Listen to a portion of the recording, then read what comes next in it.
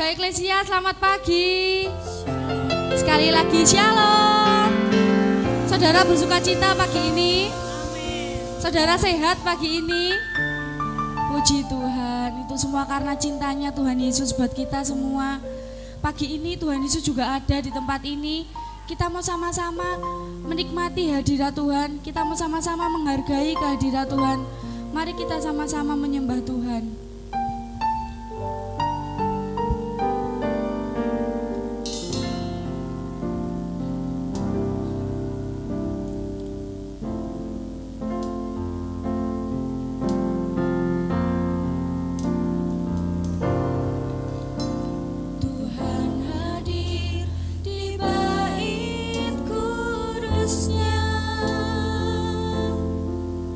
Saat umat mencari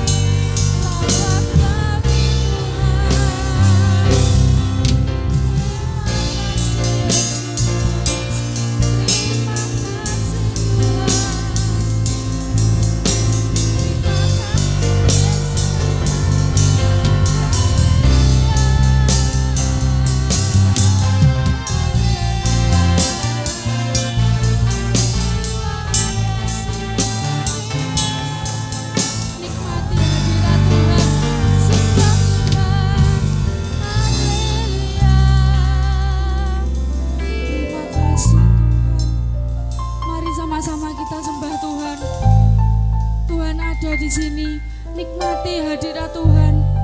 Haleluya. Terima kasih Yesus. Haleluya.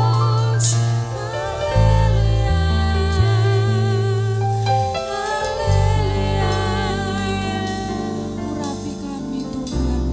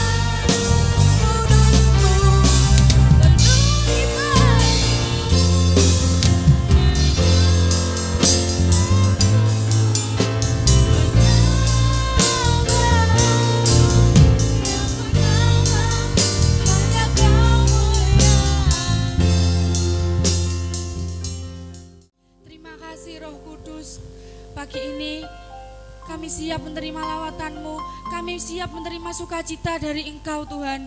Berkati setiap kami yang hadir, urapi setiap kami Tuhan. Kami siap memuji Engkau. Dalam nama-Mu yang kudus kami berdoa dan mengucap syukur. Haleluya. Amin.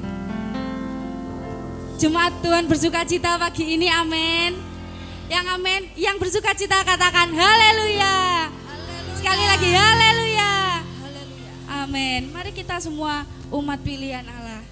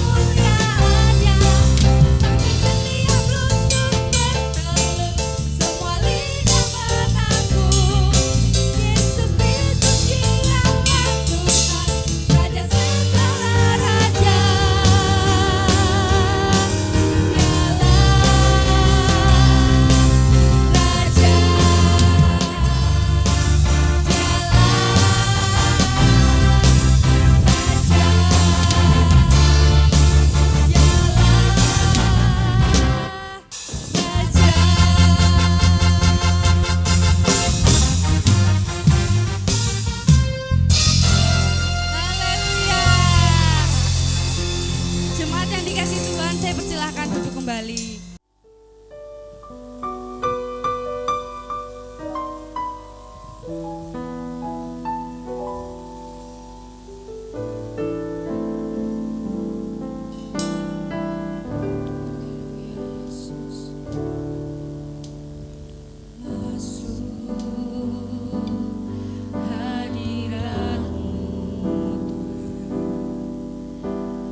Dengan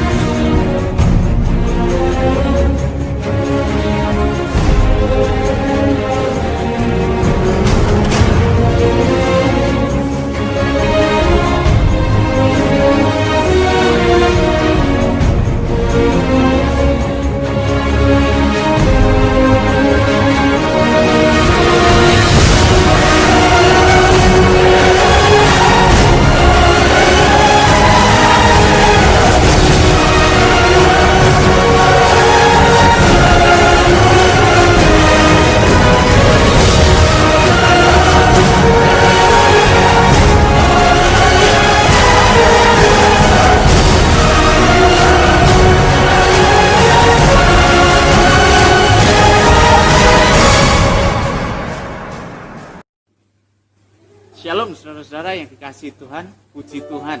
Pagi hari ini saya percaya kita dalam keadaan yang baik, yang sehat, dan tentunya dalam anugerah Tuhan yang selalu melingkupi kita semua. Saudara-saudara, saya bersuka cita pagi hari ini karena Tuhan beri kita kesempatan untuk merenungkan firman Tuhan bersama. Alkitab mengatakan ketika kita merenungkan firman Tuhan siang dan malam, kita seperti tanaman yang ditanam di tepi aliran air yang daunnya subur dan menghasilkan buah pada musimnya. Saya berdoa kita semua adalah orang-orang yang suka merenungkan firman Tuhan siang dan malam. Dan kita akan menjadi orang-orang yang sungguh sangat diberkati. Amin, saudara-saudara. Pagi hari ini, di hari yang indah ini, di pagi yang manis ini, saudara, saya mengajak kita semua untuk membuka Alkitab kita. Karena pagi hari ini kita akan merenungkan bagian firman mengenai gaya hidup. Saudara-saudara yang dikasihi Tuhan, ketika kita berbicara mengenai gaya hidup, tentu kita akan bisa mendefinisikan dalam rangkaian kalimat ataupun beberapa kata. Dan berbicara gaya hidup ini tentu tidak jauh dari apa yang kita alami dalam kehidupan sehari-hari, apa yang kita lakukan dalam kehidupan sehari-hari. Saya mencari definisinya, saudara, dari Kamus Besar Bahasa Indonesia. Di sana dituliskan bahwa gaya hidup merupakan cara mengekspresikan diri, khususnya berkaitan tentang citra diri. Dan saya mencoba juga mencari di Alkitab mengenai gaya hidup. Tidak dalam terjemahan baru, Alkitab yang biasa kita baca, saudara-saudara, tetapi dalam terjemahan versi mudah dibaca. Di sana dituliskan terdapat dalam Amsal 15 ayat yang ke-9 dikatakan bahwa gaya hidup orang jahat dibenci oleh Tuhan, tetapi orang yang mengusahakan kebaikan dikasihinya. Dalam perjanjian baru, dalam versi yang sama, versi mudah dibaca, terdapat dalam 1 Timotius 4 ayat 12. Di situ Paulus mengingatkan Timotius bahwa sekalipun Timotius masih muda, tetapi hendaknya Timotius menjadi contoh kepada orang percaya yang lain bagaimana seharusnya mereka hidup. Dan jadilah contoh lewat gaya hidupmu, itu Paulus mengatakan kepada Timotius. Jadi dari sini saya dapat menyimpulkan, saudara-saudara yang kasih Tuhan, bahwa gaya hidup merupakan kebiasaan yang kita lakukan hingga jadi sangat melekat dengan kita. Bahkan dari kebiasaan itu orang bisa mengenal kita. Nah, kira-kira contohnya saudara-saudara mengenai gaya hidup, ada orang-orang yang getol untuk menjaga kesehatannya. Dia jadi suka olahraga, makan makanan yang bernutrisi tinggi, bergizi, menjadi orang yang sangat higienis, dan kita bisa mengenal orang itu dari kebiasaannya. Ada yang lain juga, ada orang yang terbiasa makan di restoran, misalnya saudara. Ada orang yang suka ngafe, saudara-saudara, ya kan? Jadi dari gaya hidup itu kita dapat mengenal seseorang. Dan saudara-saudara yang dikasihi Tuhan, lantas bagaimana ketika gaya hidup ini dikaitkan dengan orang percaya, dengan kehidupan orang percaya? Haruskah orang percaya memiliki gaya hidup? Karena gaya hidup ini berkaitan dengan kekasan, saudara-saudara, dengan karakteristik. Nah, kita akan tahu sebentar lagi bahwa gaya hidup orang percaya adalah gaya hidup atau kebiasaan yang seharusnya selaras dengan firman Tuhan. Pada pagi hari ini, dalam kesempatan yang manis ini, saudara-saudara yang dikasihi Tuhan, kita akan sama-sama mengetahui tentang gaya hidup orang percaya. Yang pertama adalah penyembahan. Mengapa penyembahan harus menjadi gaya hidup orang percaya? Karena sekali lagi, ketika kita berbicara mengenai gaya hidup, kita sedang berbicara mengenai kebiasaan-kebiasaan yang melekat dengan kita, yang lazim kita lakukan, dan oleh karena kebiasaan itu, kita dapat dikenal. Dan sebagai orang percaya, saudara-saudara, penyembahan harus menjadi kebiasaan, harus menjadi gaya hidup.